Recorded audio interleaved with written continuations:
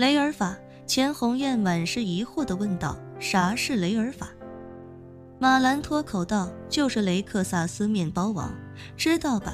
全世界最贵的面包车，国内到手价要300多万。钱红艳都听傻了，300多万买个面包车，这要是都拿来买50宏光，连起来比拉煤的火车还要长，花这么多钱买那玩意，是不是多少带点问题？你懂个屁！马兰撇嘴鄙夷道，你这就是典型的穷人思维，你想不通富人为什么花上亿美金买私人飞机，所以肯定也想不通为什么花300多万买一辆面包车。有钱人的世界就8个字，不求最好，但求最贵。顿了顿，马兰又道，再说了，一辆300来万的车对人家来说算什么？人家几十亿美金的身价存银行里，一天利息也不止这个数。真厉害啊！钱红艳忍不住问兰姐，你咋能认识这么有钱的朋友啊？身价几十亿美金，那不等于几百亿人民币了。马兰笑呵呵地说道，是在美国认识的朋友，美国这边华人华侨很多，所以就认识了几个比较投机的朋友。钱红艳不由感叹，哎呀，还是得出了门才能见到世面。兰姐，你去一趟美国就能认识这么有钱的人，这上流社会的眼界和人脉一下子就打开了。那是，马兰骄傲地说道，要不说人往高处走，水往低处流呢，以后还真是得多出门见见世面。钱红艳恭维道，兰姐说得对，咱俩这差距被你拉得越来越大了。说着，钱红艳话题一换，连忙问道，哎，对了，兰姐，等你回来之后，有空带我去周大福看看呗。你当时买宝格丽的时候，不是答应我了，要给我买个周大福戴戴吗？马兰有些轻蔑地笑了笑，他就知道钱红艳一定得提这件事儿。他甚至知道钱红艳给自己发视频，其实就只有这一个目的。于是他随口说道，哎呦，你放心，我答应你的事情一定办到。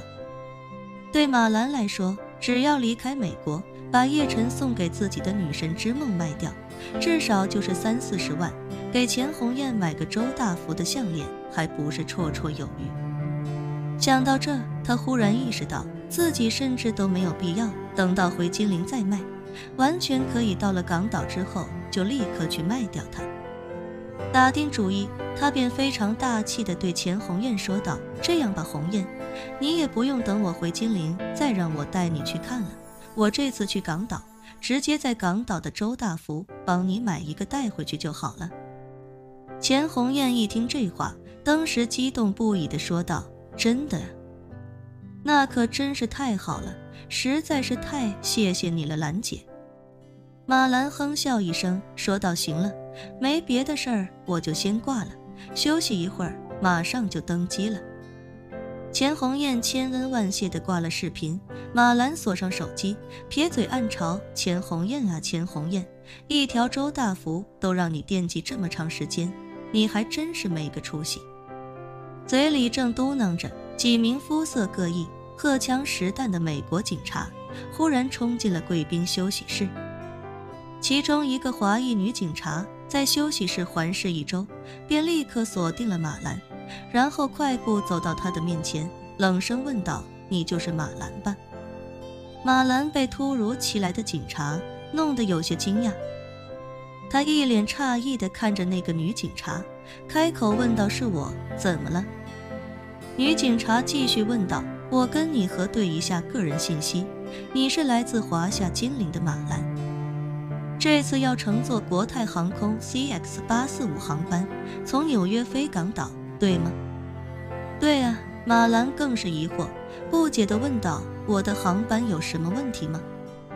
女警察冷声道，航班没有问题，但你的行李有问题，请跟我们走一趟，协助调查。马兰忙道，我的行李能有什么问题？那里面除了个人衣物之外，都是一些纽约的土特产，我又没在里面放什么锂电池之类的东西。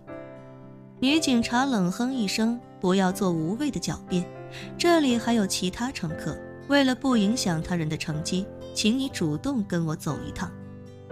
说着，他从腰间掏出手铐，警告道，仔细听好我说的话，你有权保持沉默，否则你所说的一切都可能作为指控你的证据。你有权利请律师在你受审时到场，如果你负担不起，我们会为你指派一位。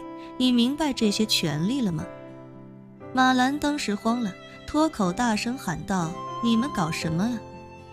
我可是尊贵的头等舱乘客，谁给你的胆子来这里抓我？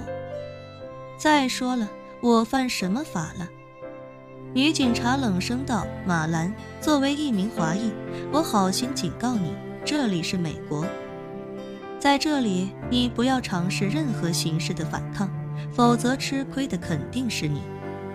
马兰气恼地说道，少他妈跟我来这套，老娘坐得端，行得正，走到哪也不怕你们这些警察，别说是美国了，就算是联合国又怎么样？皱一皱眉，老娘都不叫马兰。女警察显然已经失去耐心，她掏出手铐，厉声说道，马兰，我现在要求你转过身去，把双手放在背后，你不得有任何反抗、逃跑的行为，否则我的同事有可能会对你使用器械，包括但不限于电击泰瑟枪，你最好乖乖配合。马兰眼看不少人都在围观，顿时感觉自己作为头等舱尊贵客人的面子瞬间丢得一塌糊涂，怒气一下子疯狂上头，使得他掐着腰大吼道，我告诉你们，不要跟老娘搞这些用不着的。老娘花了这么多钱买头等舱机票，不是为了受你们这帮美国警察的鸟气。老娘马上就要登机回国了，识相的滚远一点，不要耽误老娘的行程。女警察见马兰冥顽不灵，无奈地摇了摇头，对身边2名白人男性警察说道，把他带走。那2名警察听马兰叫唤半天，虽然不知道他到底在说什么，但也看得出他的态度十分嚣张，早就暗自摩拳擦掌，准备动手。现在听女警察这么说，就知道他已经放弃沟通，于是2人立刻冲上前去，其中1人抓住马兰，一个抱摔就将马兰摔在了头等舱休息室的羊毛地毯上，给马兰摔了一个狗啃屎。另1名警察冲上前来，一手抓住马兰的头发，用力向后拽，疼得马兰嗷嗷直叫，但他根本不管不顾，膝盖压在马兰背部，将其死死地压在地面。他的另1名同事立刻用力地将马兰2只手背到身后，然后用手铐将马兰双手死死铐住。马兰疼得哇哇大叫，声嘶力竭地喊道，杀人了！美国警察杀人了，快来人啊，救命啊！单膝死死压住马兰的白人警察此时脱口怒骂道，嘿 Shut up fag。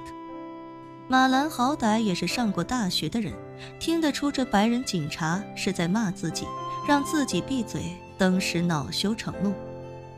他咬牙骂道，你让我 shut up， 我咬咬牙还能忍你，可你还他妈跟我 fag 的，跟谁俩呢？反了你了！给老娘听好 I your mother。 How are you？ 嘴巴给我放干净点，我告诉你，